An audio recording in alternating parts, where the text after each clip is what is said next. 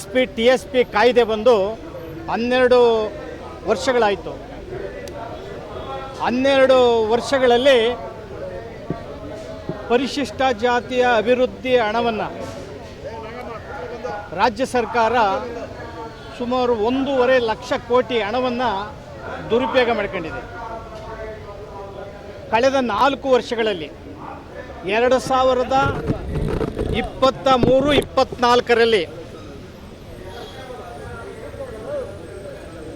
11,11,144 ಕೋಟಿ ಹಣ ದುರುಪಯೋಗ ಮಾಡ್ಕೊಂಡಿದೆ. 2024-25ರಲ್ಲಿ 14,282 ಕೋಟಿ ಹಣವನ್ನು ದುರುಪಯೋಗ ಮಾಡ್ಕೊಂಡಿದೆ. 25-26ನೇ ಸಾಲಿನಲ್ಲಿ 13,433 ಕೋಟಿ ಹಣವನ್ನು ದುರುಪಯೋಗ ಮಾಡ್ಕೊಂಡಿದೆ. ಹಾಗೆಯೇ 26-27ನೇ ಸಾಲಿನಲ್ಲಿ 15,96 ಕೋಟಿಯನ್ನು ದುರುಪಯೋಗ ಮಾಡ್ಕೊಂಡಿದೆ. ಅಂದರೆ ಕಳೆದ 4 ವರ್ಷಗಳಲ್ಲಿ 53,955 ಕೋಟಿ, ಅಂದರೆ 54,000 ಕೋಟಿ ಬಹುದೊಡ್ಡ ಹಣವನ್ನು ಸರ್ಕಾರ 5 ಗ್ಯಾರಂಟಿಗಳಿಗೆ, ಮೇಲ್ಸೇತುವೆಗೆ, ರಸ್ತೆಗಳ ದುರಸ್ತಿಗೆ, ನೀರಾವರಿ ಕಾಲುವೆಗಳಿಗೆ, ಡ್ಯಾಮ್ಗಳಿಗೆ ಖರ್ಚು ಮಾಡಿ ದಲಿತರ ಹಣವನ್ನು ದುರುಪಯೋಗ ಮಾಡ್ಕೊಂಡಿದೆ. ಹಾಗೆಯೇ ಪರಿಶಿಷ್ಟ ಜಾತಿಗಳ ಅಭಿವೃದ್ಧಿಗೆ ಇರ್ತಕ್ಕಂಥ 8 ನಿಗಮಗಳು, ಅಂಬೇಡ್ಕರ್ ಅಭಿವೃದ್ಧಿ ನಿಗಮ, ದಿಡ್ಕರ್ ನಿಗಮ, ಆದಿಜಾಂಬವ ನಿಗಮ, ಚರ್ಮಕಾರ್ಮಿಕ ನಿಗಮ, ಅಲೆಮಾರಿ ನಿಗಮ, ಈ ಥರ 8 ನಿಗಮಗಳಿಗೆ ಕಳೆದ 4 ವರ್ಷಗಳಲ್ಲಿ ಸರ್ಕಾರ ವಿತರಣೆ ಮಾಡಿದಂಥ ಹಣ ಬರೀ 717 ಕೋಟಿ. ಅಂದರೆ ಕಳೆದ 4 ವರ್ಷಗಳಲ್ಲಿ ಗಂಗಾ ಕಲ್ಯಾಣ ಯೋಜನೆಯ ಅರ್ಜಿಗಳನ್ನು ಒಂದನ್ನು ಕೂಡ ಕೈಗೆತ್ತಿಕೊಂಡಿಲ್ಲ. ಮತ್ತು ಭೂ ಒಡೆತನ ಯೋಜನೆ ಅರ್ಜಿಗಳನ್ನು ಒಂದನ್ನು ಕೂಡ ಕೈಗೆತ್ತಿಕೊಂಡಿಲ್ಲ. 5 ಲಕ್ಷ ಅರ್ಜಿಗಳು ಪೆಂಡಿಂಗ್ ಇದ್ದಾವೆ ಅಂಥೇಳಿ ಅಂಬೇಡ್ಕರ್ ನಿಗಮದ ಅಧ್ಯಕ್ಷರು ಸೆಷನ್ಗೆ ಸದನದಲ್ಲಿ ಹೇಳಿಕೆಯನ್ನು ರೈಟಿಂಗಲ್ಲಿ ಕೊಟ್ಟಿದ್ದಾರೆ. ಅಂದರೆ ಉಳಿದ 8 ನಿಗಮಗಳಲ್ಲಿ ಎಷ್ಟು ಲಕ್ಷ ಅರ್ಜಿಗಳಿದ್ದಾವೆ ಪೆಂಡಿಂಗ್ ಅನ್ನೋದನ್ನು ಶ್ವೇತಪತ್ರವನ್ನು ಹೊಡೆಸಬೇಕು ಅಂತ ಆಗ್ರಹವನ್ನು ಮಾಡ್ತಾ ಇದ್ದೇವೆ. ಒಂದು ಮನೆಯನ್ನು ಕೊಟ್ಟಿಲ್ಲ ಕಳೆದ 4 ವರ್ಷಗಳಲ್ಲಿ, ಒಂದು ಕಾರನ್ನು ಕೊಟ್ಟಿಲ್ಲ, ಸ್ವಯಂ ಉದ್ಯೋಗಕ್ಕೆ ಒಂದು ಟೆಂಪೋವನ್ನು ಕೊಟ್ಟಿಲ್ಲ, 1 ಎಕರೆ ಜಮೀನನ್ನು ಕೊಟ್ಟಿಲ್ಲ. ಅಂದರೆ ಕಳೆದ 4 ವರ್ಷಗಳಲ್ಲಿ, ಅಂದರೆ 2018ರಿಂದ ಲೆಕ್ಕ ಹಾಕ್ಕೊಂಡ್ರೆ ಪರಿಶಿಷ್ಟ ಜಾತಿಯ ವಿದ್ಯಾರ್ಥಿಗಳಿಗೆ, ಮಕ್ಕಳಿಗೆ ಶೇಕಡ 80ರಷ್ಟು ವಿದ್ಯಾರ್ಥಿ ವೇತನವನ್ನು, ಸ್ಕಾಲರ್ಶಿಪ್ಪನ್ನು ಕೊಟ್ಟೇ ಇಲ್ಲ. ಎಷ್ಟೋ ಮಕ್ಕಳು ಸ್ಕೂಲನ್ನು ಬಿಟ್ಟಿದ್ದಾರೆ, ಕಾಲೇಜುಗಳನ್ನು ಬಿಟ್ಟಿದ್ದಾರೆ. ಈ ರೀತಿ ದಲಿತರ ಹಣವನ್ನು SC/ST ಕಾಯ್ದೆ ಉಲ್ಲಂಘನೆ ಮಾಡಿ, ಸಂವಿಧಾನವನ್ನು ಉಲ್ಲಂಘನೆ ಮಾಡಿ ಸರ್ಕಾರ ದುರುಪಯೋಗ ಮಾಡ್ಕೊಂಡಿದೆ. ಈ ಕಾಯ್ದೆಯನ್ನು ದುರುಪಯೋಗ ಮಾಡ್ಕೊಂಡ್ರೆ ಅವ್ರನ್ನ ಜೈಲಿಗೆ ಹಾಕಬೇಕಾಗ್ತದೆ. ಕಾಂಗ್ರೆಸ್ ಸರ್ಕಾರ ದುರುಪಯೋಗ ಮಾಡ್ಕೊಂಡಿದೆ, BJP ಸರ್ಕಾರ ದಲಿತರ ಹಣವನ್ನು ದುರುಪಯೋಗ ಮಾಡ್ಕೊಂಡಿದೆ, ಜನತಾ ದಳ ದುರುಪಯೋಗ ಮಾಡ್ಕೊಂಡಿದೆ. ಅಂದರೆ ಕುಮಾರಸ್ವಾಮಿ ಅವರು, ಯಡಿಯೂರಪ್ಪನವರು, SR ಬೊಮ್ಮಾಯಿರವರು, ಸಿದ್ದರಾಮಯ್ಯನವರು ಎಲ್ಲರೂ ಕೂಡ ಈ ಮುಖ್ಯಮಂತ್ರಿ ಆದಂಥವರು ದಲಿತರ ಹಣವನ್ನು ದುರುಪಯೋಗ ಮಾಡ್ಕೊಂಡಿದ್ದಾರೆ. ಸಿದ್ದರಾಮಯ್ಯನವರ 8 ವರ್ಷದ ಆಡಳಿತದಲ್ಲಿ 16 ಬಜೆಟನ್ನು ಮಂಡನೆ ಮಾಡಿದರು.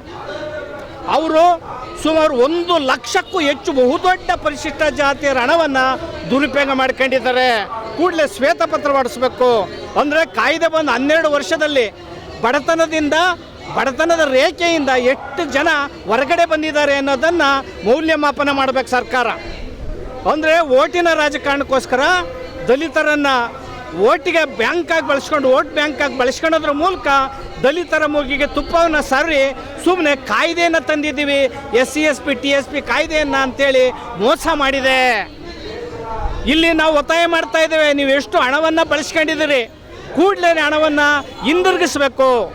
ಮಹಾರಾಷ್ಟ್ರದ ಮಾದರಿನಲ್ಲಿ ಗವಾಕ್ಷಿ ಯೋಜನೆಯನ್ನು ಜಾರಿ ಮಾಡಬೇಕು ಅಂತೇಳಿ ಮನವಿ ಮಾಡ್ತಾ ಇದ್ದೀವಿ. ಸರ್ಕಾರದ 39 ಇಲಾಖೆಗಳಿಗೆ ದಲಿತರ ಹಣವನ್ನು ಕಳಿಸ್ಕೊಟ್ಟಿದೆ. ಎಲ್ಲ ಇಲಾಖೆಗಳು ಶೇಕಡ 80ರಷ್ಟು ಹಣವನ್ನು ದುರುಪಯೋಗ ಮಾಡ್ಕೊಂಡಿದ್ದೇವೆ. ಇದು ಬಹುದೊಡ್ಡ ಮೋಸ ಅನ್ನೋ ಮಾತನ್ನು ನಾವು ಹೇಳೋಕ್ಕೆ ಇಷ್ಟಪಡ್ತೇವೆ. ಮಹಾರಾಷ್ಟ್ರದ ಮಾದರಿಯಲ್ಲಿ ಏಕಗವಾಕ್ಷಿ ಯೋಜನೆಯನ್ನು ಅಂದರೆ 39 ಇಲಾಖೆಗಳಿಗೆ ಕೊಡೋ ಹಣವನ್ನು ಒಂದೇ ನಿರ್ದೇಶನಾಲಯವನ್ನು ಮಾಡಿ ಏಕಗವಾಕ್ಷಿ ಯೋಜನೆ ಸಿಂಗಲ್ ವಿಂಡೋ ಸಿಸ್ಟಮನ್ನು ತಂದು ದಲಿತರ ಅಭಿವೃದ್ಧಿಯನ್ನು ಮಾಡಬೇಕು. ಇದು ಸಂವಿಧಾನದ ಆಶಯ. SC/ST TSP ಕಾಯ್ದೆಯ ಆಶಯ ಅನ್ನೋ ಮಾತನ್ನು ಹೇಳೋದ್ರ ಮೂಲಕ ಮುಂದಿನ ಬಜೆಟಲ್ಲಿ ಸನ್ಮಾನ್ಯ ಶ್ರೀ DK ಶಿವಕುಮಾರ್ ಅವರು ಪರಿಶಿಷ್ಟ ಜಾತಿಯವರ ಜನಸಂಖ್ಯೆ ಆಧರಿಸಿದಂತೆ ನೀತಿ ಆಯೋಗದ ನಿರ್ದೇಶನದಂತೆ 24.1% ಹಣವನ್ನು ಪರಿಶಿಷ್ಟ ಜಾತಿಯವರ ಅಭಿವೃದ್ಧಿಗೆ ನಿಗದಿ ಮಾಡಬೇಕು.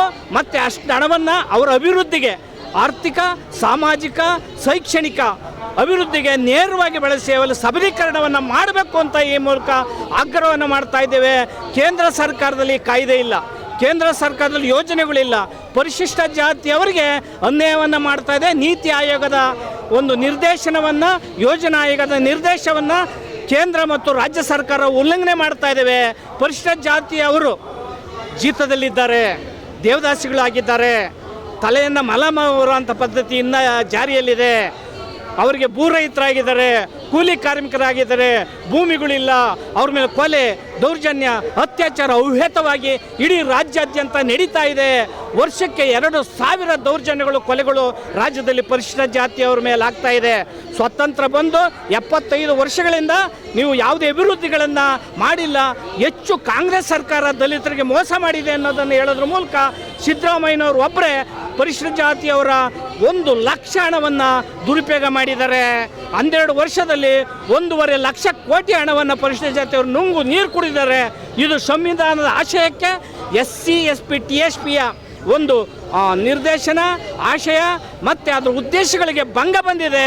ಆದ್ದರಿಂದ ಎಚ್ಚೆತ್ಕೊಂಡು ಓಡಿದರೆ ಇಡೀ ರಾಜ್ಯಾದ್ಯಂತ ದಲಿತ ಸಂಘಟನೆಗಳ ಒಕ್ಕೂಟ ಇಡೀ ರಾಜ್ಯದಾದ್ಯಂತ 31 ಜಿಲ್ಲೆಗಳಲ್ಲೂ ಕೂಡ ಹೋರಾಟ ಮಾಡ್ತೇವೆ. ಮತ್ತು ಜನಜಾಗೃತಿ ಕಾರ್ಯಕ್ರಮವನ್ನು ಮಾಡಿ ಕಾಂಗ್ರೆಸ್ಸನ್ನು ಮುಕ್ತವನ್ನು ಮಾಡ್ತೇವೆ ಅನ್ನೋ ಮಾತನ್ನು ಈ ಮೂಲಕ ಎಚ್ಚರಿಕೆಯನ್ನು ಕಾಂಗ್ರೆಸ್ ಸರ್ಕಾರಕ್ಕೆ ಕೊಡ್ತಾ ಇದ್ದೇವೆ.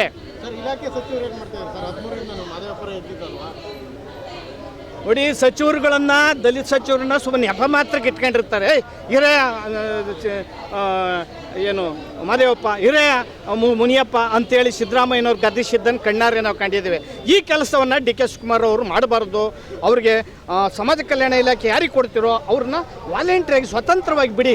ಸಂವಿಧಾನದ ಆಶಯಗಳು SC/ST TSP ಹಣವನ್ನು ಅವ್ರು ನಿಗದಿ ಮಾಡಿ ಅವ್ರು ನೇರವಾಗಿ ಅವ್ರ ಸಬಲೀಕರಣಕ್ಕೆ ಬಳಸಬೇಕು. ಮತ್ತು SC/ST TSPಯ ಏನು ನಿರ್ದೇಶನಗಳ ಉದ್ದೇಶಗಳೇನಿವೆ ಅದು ಈಡೇರೋದಕ್ಕೆ ಅವಕಾಶವನ್ನು ಮಾಡಿಕೊಡ್ಬೇಕು ಅಂತೇಳಿ ಈ ಮೂಲಕ ನಾವು ಈ ಧರಣಿ ಮಾಡೋದ್ರ ಮೂಲಕ ಫ್ರೀಡಮ್ ಪಾರ್ಕಲ್ಲಿ ಒತ್ತಾಯ ಮಾಡ್ತಾ ಇದ್ವಿ ಎಲ್ಲ ದಲಿತ ಸಂಘಟನೆ.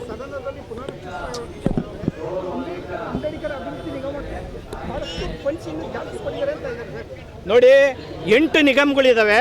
8 ನಿಗಮಗಳಿಗೂ ಕೂಡ ತಲಾ 1,000 ಕೋಟಿ ಕೊಡಬೇಕು ಅಂತ ಹೇಳಿ ದಲಿತ ಸಂಘಟನೆಗಳು ಅನೇಕ ಬಜೆಟ್ ಮೀಟಿಂಗಲ್ಲಿ ಒತ್ತಾಯ ಮಾಡಿದ್ದೇವೆ ಮತ್ತು ಧರಣಿ ಮೆರವಣಿಗೆಗಳನ್ನು ಮಾಡಿದ್ದೇವೆ. ಯಾವುದನ್ನೂ ಕೂಡ ಸಿದ್ದರಾಮಯ್ಯನವರಾಗಲಿ BJP, ಕಾಂಗ್ರೆಸ್ಸು, ಜನತಾದಳ ನಮ್ಮನ್ನು ಹೋರಾಟವನ್ನು ಗಣನೆಗೆ ತಗೊಂಡಲೇ ಇಲ್ಲ. ಅನೇಕ ಸಭೆಯನ್ನು ಮಾಡಿದ್ದಾರೆ. ನಮ್ಮ ಹೋರಾಟದ ಅಥವಾ ನಾವು ಕೊಟ್ಟಂಥ ಹಕ್ಕೊತ್ತಾಯಗಳನ್ನು ಗಮನಿಸಲೇ ಇಲ್ಲ. 53 ಶಾಸಕರಿದ್ದಾರೆ ಅಂದರೆ ಪರಿಶಿಷ್ಟ ಜಾತಿ, ಪರಿಶಿಷ್ಟ ವರ್ಗಗಳಲ್ಲಿ 53 ಶಾಸಕರು ಕೂಡ ಒತ್ತಾಯ ಮಾಡಿದರೂ ಕೂಡ ಅವ್ರ ಮಾತುಗಳನ್ನು ಗಣ್ಯ ಎತ್ಕೊಂಡಿಲ್ಲ. ಬರೀ ಮಾದೇವಪ್ಪ ಮುನಿಯಪ್ಪನವ್ರು ಅಷ್ಟೇ ಅಲ್ಲ, 53 ಶಾಸಕರ ಒತ್ತಾಯಗಳನ್ನು, ಕರ್ನಾಟಕದ ಎಲ್ಲ ದಲಿತ ಸಂಘಟನೆ ಒತ್ತಾಯಗಳನ್ನು ಯಾವುದೇ ಕಾಂಗ್ರೆಸ್ಸು BJP ಇದ್ದಂತಳ ಅವರು ಗಣನೆಗೆ ತಗೊಂಡಿಲ್ಲ. ಇದು ಸಂವಿಧಾನದ ಆಶಯಕ್ಕೆ, ಪ್ರಜಾಪ್ರಭುತ್ವಕ್ಕೆ ಬಹುದೊಡ್ಡ ಅಪಾಯ ಅಂತೇಳಿ ಈ ಸಂದರ್ಭದಲ್ಲಿ ಮನವಿ ಮಾಡ್ತಾ ಇದ್ದೀವಿ.